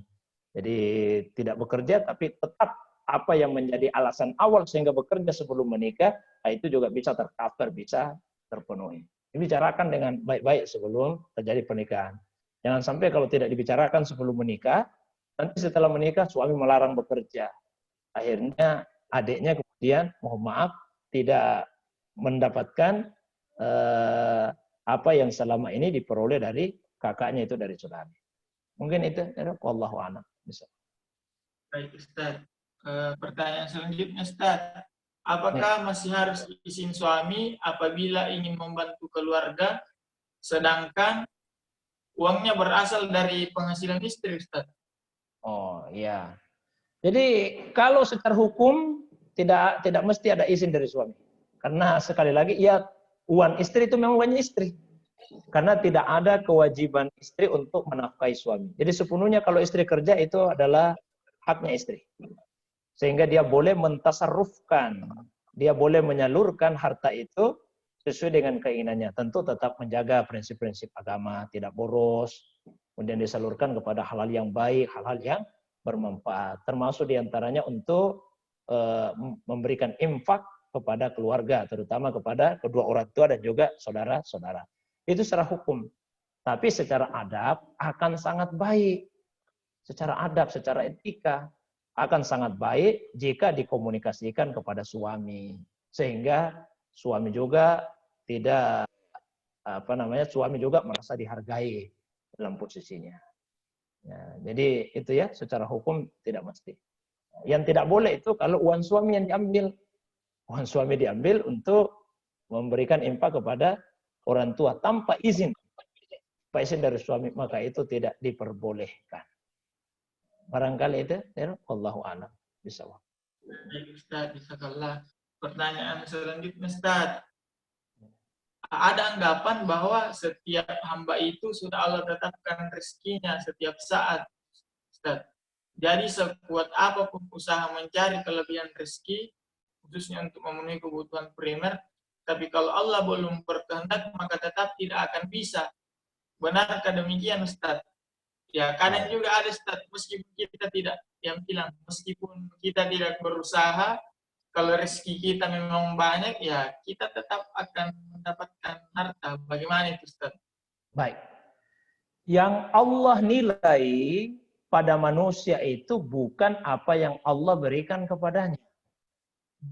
Tapi yang Allah nilai pada manusia adalah usaha yang dikerahkan oleh manusia itu. Kalau masalah rezeki, besaran yang Allah berikan kepada manusia, maka itu adalah hak mutlak Allah Subhanahu wa taala. Dan Allah tidak akan menilai apa-apa kepada manusia atas apa yang dia dapatkan. Yang Allah nilai itu adalah usaha yang dikerahkan untuk mencari rezeki. Dan yang kedua, sikapnya setelah mendapatkan rezeki itu. Itulah yang kemudian menjadi bagian kita ini sebagai manusia. Allah memang sudah memberikan jaminan rezeki itu akan ditanggung oleh Allah SWT. Tapi sekaligus Allah perintahkan kita untuk bekerja. Dan itu yang Allah akan nilai seberapa besar usaha kita. Di Al-Quran Allah berfirman, wa qul i'malu. Katakanlah kepada umatmu ya Muhammad, beramal, bekerjalah kalian. Wa sayarallahu amalakum wa rasul wal mu'minun. Niscaya Allah akan menilai, akan melihat amalmu. Begitu juga Rasul, begitu juga orang-orang yang yang kedua yang Allah akan nilai, cara kita bekerja. Apakah dengan cara yang halal sesuai tuntunan agama atau tidak. Lalu yang ketiga yang Allah akan nilai, sikap kita setelah bekerja dan Allah memberi. Ya. Ada orang ketika diberikan banyak oleh Allah Subhanahu Wa Taala, ya, maka ia kemudian menjadi sombong. Maka sikapnya tidak baik. Atau ketika disempitkan rezekinya oleh Allah SWT, dia menyalahkan Allah. Fa'amal insanu idza mabtalahu rabbuhu fa'akramu fa yaqulu rabbi akram. Ada orang itu kalau dimuliakan Allah, dikasih kelapangan, dia langsung sombong mengatakan, saya memang dimuliakan oleh Allah SWT. Tapi ketika diuji, disempitkan rezekinya, langsung dia mengatakan, Tuhan menghina saya. Coba kita lihat ya. Nah, coba kita lihat. Di dalam Al-Quran Allah berfirman, wa idh istasqa Musa liqaumi faqul nadrib bi'asakal hajar. Ingat ketika Nabi Musa ingat ketika Nabi Musa berdoa kepada Allah, ya Allah, berikanlah air minum kepada kaumku. Ini doa seorang nabi ini. Dan dia berdoa bukan untuk kepentingan dirinya, tapi untuk kepentingan kaumnya.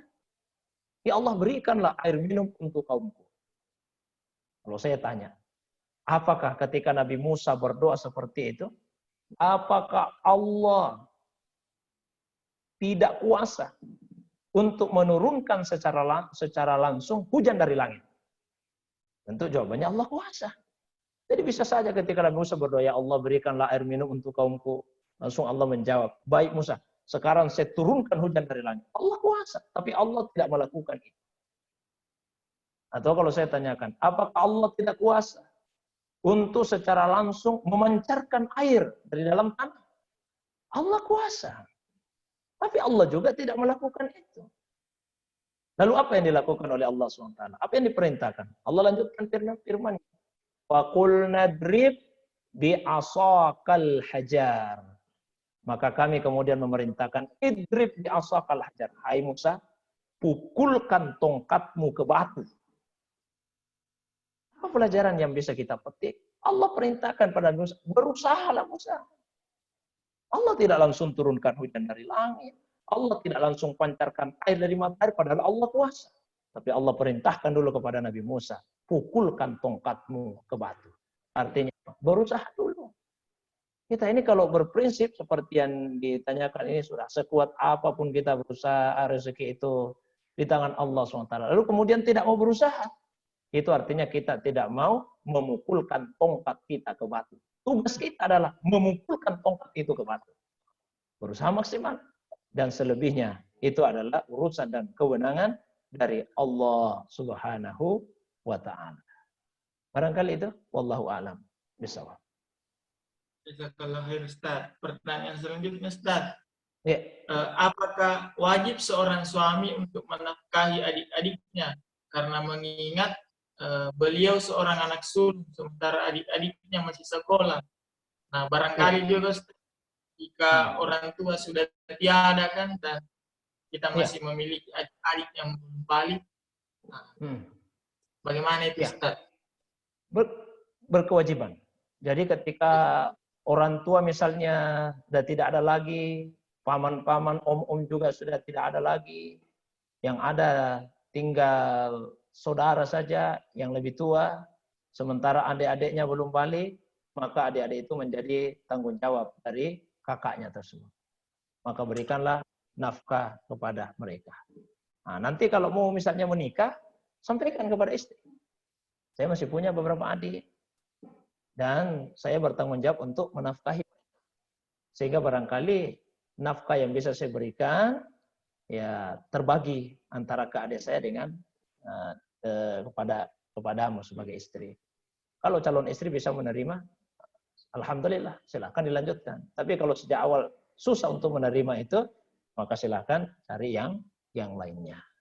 Jadi jangan sampai misalnya tidak disampaikan sejak awal ke istri, ke calon istri, setelah menikah istri keberatan. Akhirnya timbul lagi persoalan di dalam rumah tangga. Jangan juga karena menafkahi istri kemudian tidak lagi peduli kepada saudara-saudara kita yang masih kecil-kecil, yang belum balik, padahal orang tua sudah tidak ada lagi atau masih hidup tapi sudah tidak mampu lagi untuk bekerja.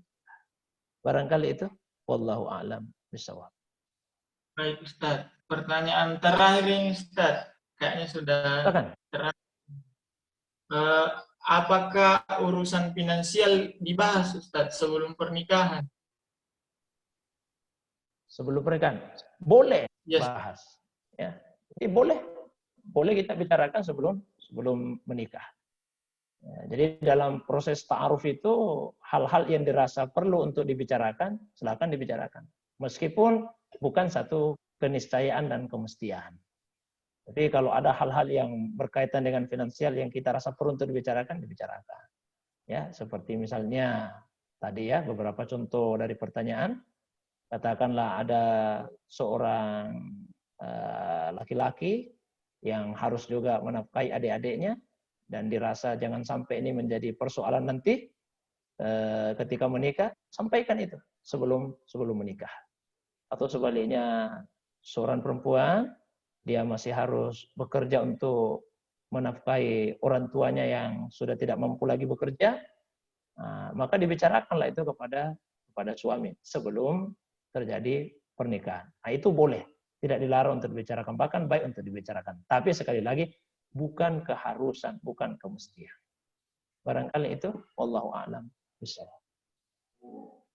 Ustaz, sepertinya Ustaz sudah tidak ada lagi yang ingin bertanya dan alhamdulillah semua.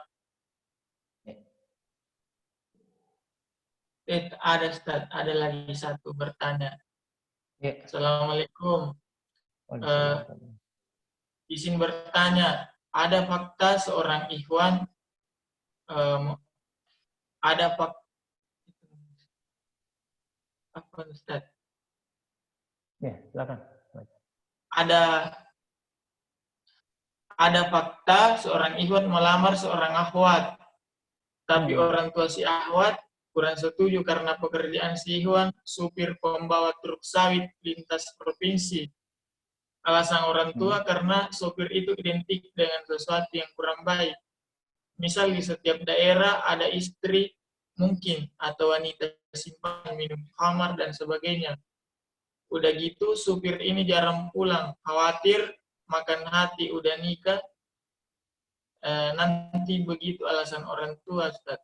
Pertanyaannya, bagaimana sebaiknya akhwat ini bersikap? Karena sejauh yang dilihat ikhwan ini baik-baik. Baik, ya. Pertanyaan baik. Pertanyaan yang senada ini sudah biasa ditanyakan sebelumnya. Jadi intinya adalah jika perempuan tersebut merasa yakin akan agama dan akhlak ya dari laki-laki yang hendak datang melamar, tapi orang tua gadis yang masih ragu-ragu, maka berusahalah untuk satu, meyakinkan diri sendiri dulu, betul-betul meyakinkan diri. Setelah yakin, barulah yang kedua, yakinkan orang tua bahwa insya Allah itu baik.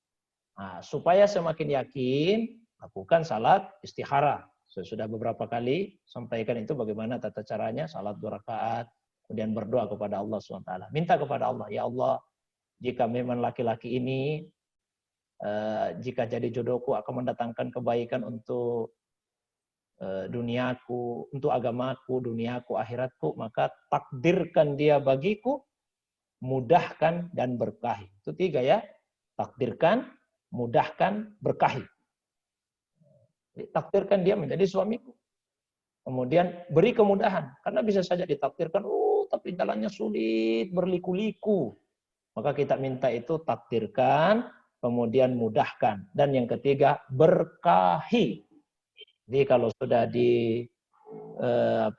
dimudahkan, ditakdirkan, dimudahkan, diberkahi, insya Allah baiklah kehidupan kita.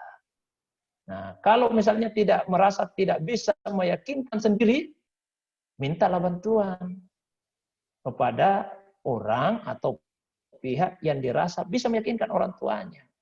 Misalnya, saudara-saudara dari orang tua, om-om ya, paman-pamannya, coba minta bantuan kepada mereka. Mungkin orang tua ukhti ini ada saudaranya yang lebih tua, yang disegani, yang dihormati, minta bantuan supaya dia yakinkan orang tua. Atau tokoh agama yang mengenal dengan baik laki-laki itu dan disegani, dihormati oleh orang tuanya, supaya dia yang mampu untuk meyakinkan itu. Dan insya Allah kalau kita tulus melakukannya, Allah SWT akan memberikan kemudahan. Allah yang menggenggam hati-hati manusia. Dengan mudah Allah SWT membolak-balikkan hati kita. Tadinya orang tua tidak setuju, tapi setelah salat istikharah, minta bantuan sama yang bisa meyakinkan hati orang tua, insya Allah dengan mudah Allah SWT akan membalikkan hati orang tuanya. Tapi jika ini semua pun sudah dilakukan dan ternyata belum berhasil, sabar, minta sama Allah. Ya, jika sekiranya akan mendatangkan keburukan, maka apa? Satu, palingkan dia dariku dan palingkan aku darinya. Palingkan dia dariku dan palingkan aku darinya. Lalu kemudian ganti yang lain yang lebih baik. Lalu yang ketiga, buat saya ridho dengan apa yang menjadi pilihanmu itu ya Allah. Tiga ini. Kalau akan mendatangkan keburukan. Satu, palingkan dia dariku dan palingkan aku darinya. Yang kedua, ganti yang lain yang lebih baik. Lalu yang ketiga, buat saya ridho dengan apa yang menjadi pilihanmu itu ya Allah. Karena apa? Seringkali terjadi, Allah sudah ganti dengan laki-laki lain. Allah ganti dengan perempuan lain. Yang sebetulnya lebih baik. Cuma hati kita ini sebagai manusia yang tidak bisa juga ridho. Tidak bisa menerima itu. Karena kita sudah mematok, harus dia. Padahal yang baik menurut kita manusia, belum tentu itulah yang baik dalam pandangan Allah SWT. Ingat ayat Al-Quran? Wa asa an takrahu syai'an wa huwa khairul lakum. Boleh jadi ada sesuatu yang kamu tidak sukai, tapi justru itu yang terbaik bagimu. Wa asa an tuhibbu syai'an wa huwa syarrul lakum. Boleh jadi ada sesuatu yang kamu sukai, tapi itulah yang buruk bagimu. Wallahu ya'lamu. Hanya Allah yang lebih tahu. Wa antum la ta'lamun. Sementara kalian tidak mengetahui apa-apa. Barangkali itu, wallahu a'lam bishawab. Baik Ustaz, ini ada lagi satu Ustaz. Dua nih pertanyaan. Yang pertama dulu Ustaz, izin bertanya, apakah boleh seorang suami bertanya kepada istri wanakah yang diberikannya, yang dikasih Ustaz, untuk apa? Jadi ibarat kayak laporan keuangan, tapi istri suka marah. Jadi apakah ada tipsnya juga ketika bertanya seperti itu agar istri tidak sakit hati dan marah lagi, Ustaz? Baik. Atau ya, sebetulnya setiap interaksi yang melibatkan tentu saja dua pihak. Ya, bukan hanya suami istri, tapi interaksi apapun yang melibatkan dua pihak. Atasan, bawahan, pemerintah, rakyat, dua orang teman, orang tua, anak, termasuk suami istri. Setiap interaksi yang melibatkan dua pihak minimal, maka itu mesti dilandasi dengan kepercayaan. Jadi sebagai seorang suami, berikan kepercayaan kepada istri. Dan istri juga jaga baik-baik kepercayaan dari suami. Termasuk ketika seorang suami sudah memberikan nafkah istri. Nafkah di luar dari uang belanja ya. Saya sudah sampaikan tadi kalau uang belanja itu ya dipakai untuk konsumsi sehari-hari. Ya, dipakai untuk makan minum, dipakai untuk bayar uang listrik, dipakai untuk bayar wifi, dipakai untuk bayar uang sekolah anak-anak. Kalau nafkah istri ya khusus untuk istri. Istri kita kan suka juga perhiasan emas. Berikanlah dia nafkah. Mungkin dia suka beli perhiasan emas. Istri kita suka memakai pakaian yang bagus-bagus, pakaian yang indah-indah. Dan cita rasa perempuan itu tidak selalu sama dengan cita rasa laki-laki, sering berbeda. Mungkin kita merasa aneh ya. Kita punya istri, oh istri saya suka mengoleksi yang lemari-lemari, piring-piring dan sebagainya. Bagi kita laki-laki cukup satu saja lah. Oh, banyak sekali model-modelnya. Tapi seperti itulah cita rasanya perempuan. Nah, kita juga tidak usah kalau bahasa sekarang ya, tidak usah terlalu kepo lah. Ya, yang terpenting bahwa istri itu membelanjakannya tidak secara boros. Secara boros dia belanjakan. Kita berikan kepercayaan kepada istri. Istri juga jaga baik-baik kepercayaan dari suami. Karena kepercayaan itu sekali dia disia-siakan, sekali dia dikhianati, maka sangat susah untuk mengembalikannya lagi.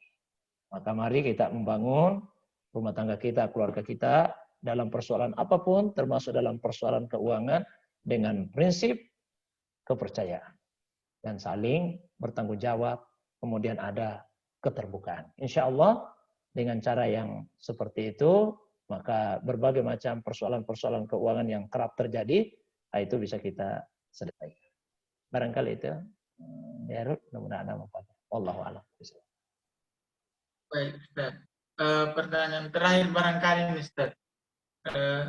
Izin bertanya, Ustaz, terkait surat An-Nur ayat 26. Perempuan-perempuan yang keji adalah untuk laki-laki yang keji.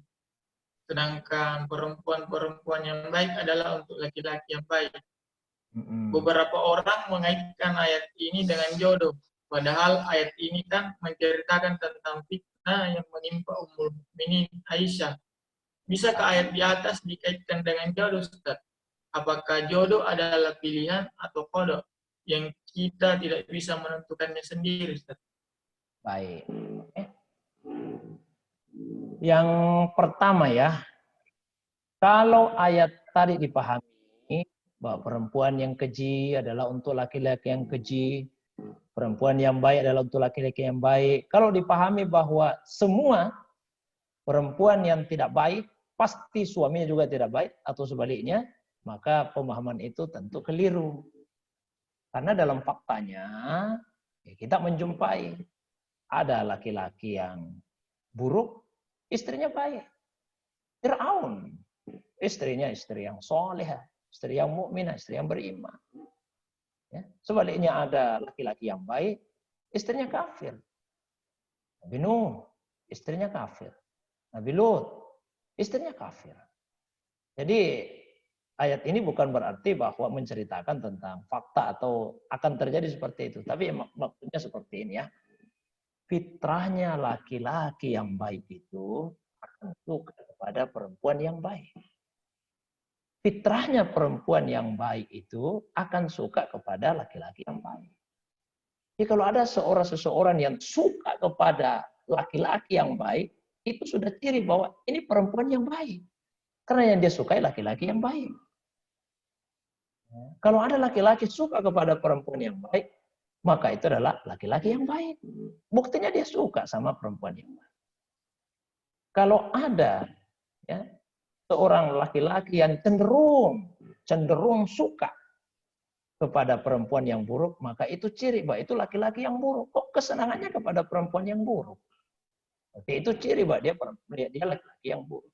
Sebaliknya juga begitu, kalau ada perempuan yang kecenderungannya suka kepada laki-laki yang buruk, itu indikator bahwa itu adalah perempuan yang buruk. Di makna ayat ini, perempuan-perempuan yang keji itu misalnya disukai oleh laki-laki yang keji juga. Perempuan-perempuan yang baik itu biasanya disukai oleh laki-laki yang baik juga. Dan begitulah seterusnya. Nah, terus, apakah jodoh itu adalah pilihan atau qada yang kita tidak bisa menentukan sendiri? Segala sesuatu itu ketetapannya Allah.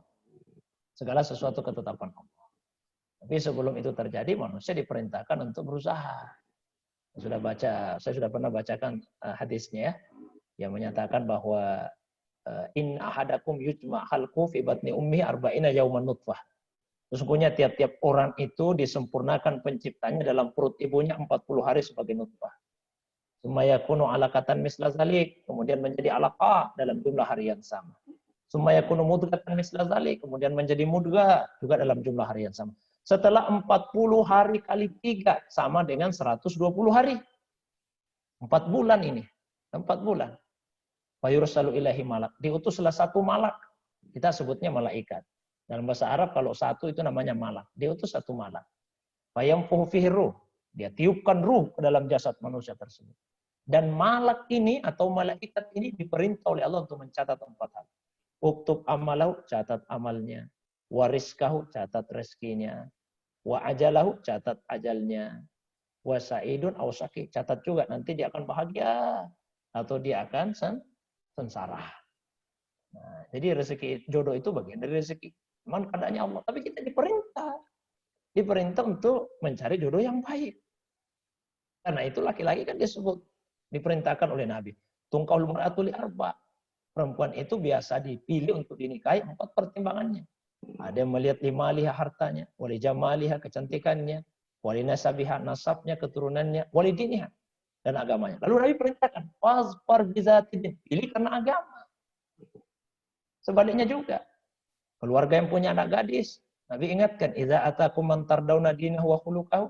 Kalau ada laki-laki datang melamar, akhlaknya bagus, agamanya bagus, kamu suka, fasawiju, nikahkan. Wa illa jika tidak, fasadun kabir wa fitnatun fil ardi. Akan muncul kerusakan yang besar dan fitnah di muka bumi. Jadi manusia itu diperintah oleh Allah Subhanahu wa taala untuk mencari jodoh yang baik. Jodoh yang baik. Dia berdoa kepada Allah itu bagian dari ikhtiar kita. Kita juga bisa mencari sendiri, meminta bantuan kepada orang lain dan seterusnya. Berarti yang saya sampaikan, nikah itu bukan hanya tanggung jawab pribadi, tapi tanggung jawab sosial. Maka Al-Quran tidak hanya mengatakan menikahlah. Tidak hanya mengatakan menikahlah. Tapi Al-Quran juga mengatakan nikahkanlah. Perintahnya, nikahkanlah. Oh, berarti ada tanggung jawab sosial. Paling tidak dari keluarga. Dari keluarga laki-laki yang masih bujangan, perempuan yang masih gadis. Ada tanggung jawab untuk menikahkan mereka. Ya, kita motivasi mereka untuk menikah, bahkan dicarikan jalannya supaya mereka bisa menikah. Dan Allah akan menilai berdasarkan usaha kita, bukan berdasarkan qada atau ketetapannya sendiri. Barangkali itu, wallahu a'lam. Baik Ustaz, alhamdulillah. Barangkali itu tadi sudah pertanyaan terakhir ya ahbab sekalian pada pertemuan kita kali ini. Alhamdulillah ada sekitar 13 pertanyaan, semuanya sudah dijawab oleh Ustaz. Baik, sebelum kita akhiri Ustaz, barangkali ada pesan-pesan yang ingin disampaikan. Tafadhal Ustaz. Baik. Harta itu di dalam Al-Quran selain disebut dengan mal, juga biasa digunakan kata khair. Mal mengandung arti kecenderungan atau condong. Karena hati manusia memang biasanya cenderung ada kecenderungan kepada harta. Dan itu adalah hiasan yang Allah masukkan ke dalam hati kita. Zuyina linnas hubbus syahwati minan nisa wal banin wal qanatiril muqantarah. Telah dihiasi pada diri manusia itu rasa cinta kepada kesenangan-kesenangan. Cinta kepada istri, kepada anak, harta benda yang melimpah. Minaz zahab yang berupa emas, wal fidda yang berupa perak, wal khailil musawwama, kuda tunggangan, kuda-kuda pilihan, wal an'am, hewan ternak, wal hars, dan sawalana. Jadi manusia itu memang suka kepada harta, ada kecenderungan kepada harta. Dan harta itu khair. Harta itu sesuatu yang baik. Kapan harta itu menjadi buruk? Harta menjadi buruk kalau diperoleh tidak sesuai tuntunan agama, dikelola tidak sesuai tuntunan agama, dan disalurkan tidak sesuai tuntunan agama, maka harta menjadi buruk. Tapi ketika harta itu diperoleh sesuai tuntunan agama, dikelola sesuai tuntunan agama, disalurkan sesuai tuntunan agama, maka harta tetaplah khair, tetaplah kebaikan. Maka bukan hanya secara pribadi, tapi dalam keluarga, mari kita berusaha mendapatkan harta dengan cara yang baik. Kelolalah harta itu dalam keluarga juga dengan cara yang baik. Sesuai tuntunan agama, sesuai dengan contoh dari Nabi SAW, contoh dari para sahabat. Lalu salurkan juga dengan cara yang baik. Insya Allah dengan cara yang seperti itu, maka rumah tangga kita akan bisa terselamatkan dari perselisihan yang disebabkan oleh harta. Dan sebaliknya, harta itu justru akan menambah keberkahan dan keharmonisan dalam rumah tangga. Itu harapan kita semua. Mudah-mudahan rumah tangga kita semua yang sudah berkeluarga, yang belum berkeluarga, mudah-mudahan insya Allah disegerakan jodohnya oleh Allah SWT, dan kita semua menjadi rumah tangga yang sakinah, mawaddah, warahmah, dikumpulkan di dunia dan disatukan di dalam surga Adan kelak, di dalam surga seperti yang dijanjikan oleh Allah di dalam Al-Quran pada surah Al-Baqarah. Mungkin itu penutup dari saya malam hari ini. Andi Hairul dan ahbab sekalian, mudah-mudahan ada manfaatnya bagi kita semua. Demikian, Assalamualaikum warahmatullahi wabarakatuh. Waalaikumsalam warahmatullahi wabarakatuh. Jazakallah khair Ustaz atas materinya malam ini. Ya Alhamdulillah ahbab sekalian, tadi kita sudah bersama-sama menyimak materi kita di pekan ketiga ini bersama guru kita Kiai Sarno. Insya Allah kita akan bertemu lagi pekan depan dengan tema yang lebih menarik lagi, tentunya masih bersama guru kita. Dan tema-tema diskusi kita dan tanya jawab kita bisa ahbab sekalian simak kembali di YouTube dan di Spotify. Tapi barangkali beberapa materi terakhir yang belum sempat kami upload. Insya Allah kami akan kabari jika sudah diupload. Barangkali cukup sekian. Insya Allah kita bertemu lagi pekan depan bersama guru kita dan tentunya dengan materi yang lebih menarik lagi. Kita akhiri dengan banyak-banyak membaca istighfar, astagfirullahaladzim, astagfirullah, membaca hamdalah, alhamdulillahirabbil alamin, dan membaca doa kafaratul majelis. Subhanakallahumma wa bihamdik, asyhadu an la ilaha illa anta, astaghfiruka wa atubu ilaik. Assalamualaikum warahmatullahi wabarakatuh.